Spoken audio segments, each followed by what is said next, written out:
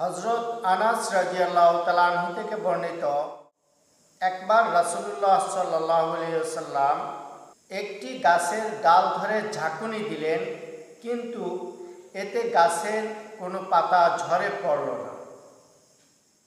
তিনি পুনরায় ঝাঁকুনি দিলেন, এতেও কোনো পাতা ঝরে পড়ল না।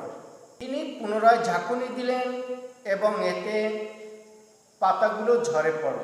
তখন রাসূলুল্লাহ সাল্লাল্লাহু আলাইহি ওয়াসাল্লাম বললেন, সুবহানাল্লাহ, আলহামদুলিল্লাহ, লা ইলাহা ইল্লাল্লাহ এবং আল্লাহু আকবার। এই তাসবিহগুলো পাঠ করলে গুনাহগুলো পাঠকের আমলনামা থেকে এই গাছের পাতার ন্যায় ঝরে পড়ে। সুবহানাল্লাহ। আমাদেরকে বেশি বেশি করে এই তাসবিহগুলো পাঠ করার তৌফিক নসিব করুন। আমিন।